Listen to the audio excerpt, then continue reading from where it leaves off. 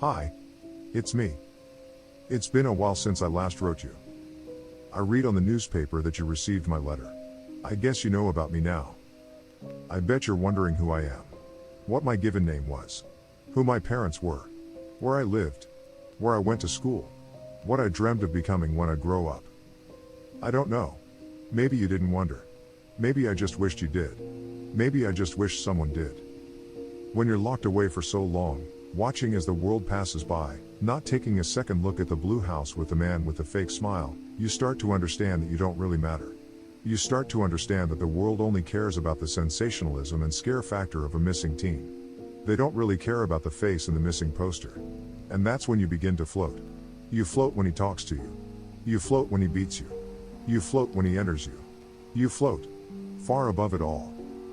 I read a long time ago that when you go through a near-death experience, many patients claim to hover above their bodies, watching as doctors and nurses work to save them. They floated. Apparently this is a mechanism of the brain when it is going through extreme trauma. The event is so inconceivable to the brain that it begins to react in bizarre ways. It becomes detached, or at least, pretends to, so that the patient feels safe. Well, I did that. I floated, watching from a distance the things that were happening to me. I guess that's what happens to you when you die a little every day. I guess that's what happens when they kill you a little every day. He was dashing. He was clever. He knew all the words to say. In one single second, our paths crossed and he changed my life forever. I can still clearly see that second in slow motion, the way his smile became distorted, the way he twisted my arms, the way my heart sank and drowned. An abduction is a heart-wrenching, soul-destroying transaction between the captor and the abductee. In one single moment you realize you've made the greatest mistake of your life. You wish you could go back for just one split second. Back to when everything was still alright. Back to when you were still only a naive, innocent child. But you can't. It's over before you even had a chance to process it. And although you always thought you would fight like a beast in a situation like this, and you always thought you would defend your body and mind with every single cell in your body, you don't. Something inside you breaks and you easily become his prisoner. You quickly believe you deserve this for being such a fool. You quickly descend into a madness I wish upon no one. By now you know that I lived in a labyrinth of horrors. My pain seemed eternal. It seemed like purgatory. Sometimes, even now, I wonder if I'm not still there, if all this is just some neurons in my brain creating nicer pathways and showing me the life I wished I had. But there is one thing I always remind myself of when I begin to have these intrusive and deluded thoughts: children grow up. Maybe I was a young, naive and easily conquered child once. But even that could not last forever. In the end, children always grow up. But monsters, they always stay monsters. Ryan Morehouse. It's strange to say his name out loud and to no longer be afraid of it. But the strangeness of this new feeling inside me is slowly fading as I realize it was all real. The pain was real. The girls I met were real. He was real. My escape was real. I laid motionless. Not breathing. Eyes opened. Mouth dangling. As he approached me, my body became tense, knowing the things he was capable of. But before he could do anything to me, I floated. The funny, beautiful irony of my story is that he taught me through pain and suffering the one trick that would bring it all to an end. I floated. I flew. As he kicked me that afternoon, I watched from above.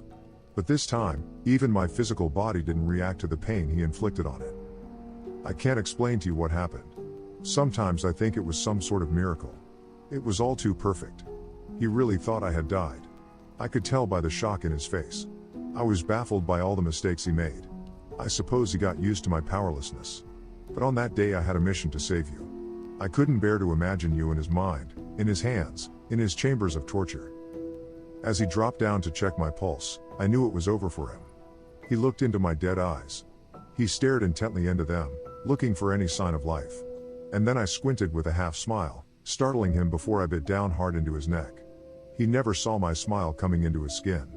I think it's because he had forgotten what my smile looked like. I never knew I'd enjoy the taste of blood in my mouth so much. As he stumbled to the ground, holding his neck and crying in horror, I stood up. And for once, it was I who looked down at him. For once, it was him who looked up to me. I could see it in his eyes that he knew it was all over. I kicked him in his head until I could no longer recognize him. There was a numbness inside me as I kicked and kicked and kicked. I felt nothing. In the darkness, I drove. I still remembered a bit of my driving lessons I had the year I was abducted. Driving was incredible and freeing. I drove for a long time in his truck. I knew I had to get rid of the car as the authorities probably would be looking for him and his truck after finding the letter I left you. But I didn't want to be found. I didn't want to speak to anyone, not the police, not any therapists, not the media frenzy surely waiting for me, not even my family. I was thirsty for a freedom that I had never known. A freedom far away from every single living thing. I made it to the desert and walked out of the car, leaving his body in the back seat. I enjoyed the colors of the sun as it lightly went to sleep for the night. The freedom that I felt inside me was indescribable. It was as if I had been born again. As the stars began to dangle above me, I wondered if you had read my letter. I wondered if you felt safe now. I wondered if you were thinking about me. But mostly, I missed you and it made me anxious. As I enjoyed my freedom in the desert, I heard something coming from behind me. I looked over my shoulder and felt his eyes on me. I quickly turned around as he laughed, blood spilling from his mouth. He really did resemble a monster now. Did you really think I would be this easy to kill, you stupid cunt? He laughed, wiping his deformed mouth. Did you really think I didn't know you weren't dead? Even I have survived worse beatings than that, you fucking fool, I retorted, slowly smiling again. Monsters are funny. They always forget that there can be monsters hidden in pretty, little things too. I pulled his gun from my pocket and shot both of his feet. He fell to the ground, once again, crying in pain. I'm not a kid anymore, I said, watching him recoil to the ground. I'm not a woman either, I paused, my voice changing. I'm not really even human. I'm not. I am what he made me. I am this thing that can't feel correctly. I am this thing that can float. I am this thing that has learned to accept severe pain. I am this thing. And I've come to accept it. But I don't think the rest of the world would. I won't lie to you, Ryan Morehouse and I, we still live together. Please don't feel bad for me. It is I who chose this. I can't help but feel that only he truly knows me now. Only he knows me in this deformed, twisted version of myself. Only he can understand me because I'm what he made me. But, he knows. He knows that it's my turn now. He knows that there is nothing he can do about it. He understands that he must serve me now. And that he doesn't have a choice but to be powerless and helpless like I once was. With time, he will learn how to float too. I wanted to write you this letter to give you a proper thank you. Thank you for always being there for me. Through that small crack, that small hole in the wall of the basement, I saw you grow up in your front yard. I saw you shine. It is what truly kept me going. Your beauty, your innocence, your kindness, your wit all made me live longer just so that I could watch you for one more day. It was like watching my favorite TV show. And I didn't want to miss one single episode. So thank you for that glimmer of hope that kept me going through all those years that I was held captive. It makes me eternally happy to know that you'll never know the horrors of that unforgiving basement. It makes me happy to see you on your journey. It makes me happy to know that you've put the fear of Ryan Morehouse behind you. I'm ecstatic that you've chosen criminal justice as your major. I like to believe that I had a little influence in that. I love the way you've decorated your dorm room. I also love what you've done with your hair. When the sunlight hits it just right, the highlights make you look like an actual angel. You might be wondering how I know all of this. Well, I wanted to admit something to you. I still get panic attacks. I still get horrendous flashbacks and I end up almost drowning in my own sweat at night. So, I have done what I've always done to reduce my anxiety. I still watch you. Last night, I had one of the worst flashbacks since I escaped. I could feel him inside me. It was physically painful. So I ran out of my house and drove over to spend some time with you. Watching you sleep made it all go away. The way your chest rhythmically moved up and down brought a calm over me that I've only known when watching you. I apologize that I still have not physically introduced myself to you. I'm just not ready to come out to the world yet. I still have some things to do with Ryan Morehouse before I can reveal myself. But do know, one day, as all monsters do, Ryan Morehouse will expire from this world. And perhaps, only then, will I be truly free. Free to come and introduce myself to you. And maybe then we can be real friends. Maybe then, you can accept me for who I am. In the meantime, thank you for your help in my time of need. I'll see you soon. With all my heart. The girl who watches you from afar. 6 months ago, we received a letter. It was a bittersweet moment.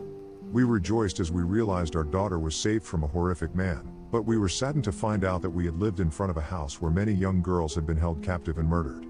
Most of all, we prayed that we could find the anonymous girl who left us the letter.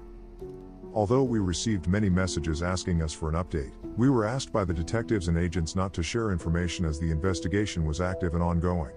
Normally I would respect the wishes of law enforcement, however, I find myself in a difficult position. I truly believe the public should know about the dangers that hide behind pretty little houses in pretty little neighborhoods. It is nauseating and petrifying. This is why I've chosen to share it all. The first time we received a letter from the victim, we were thankful for the writer, for the girl. But this second letter has left us shocked and frightened. Once again we are left with unknowns. The unknown of whether our daughter is now being followed by a stranger. The unknown of the mental state of this stranger. And the unknown identity of the girl who watched our daughter grow up.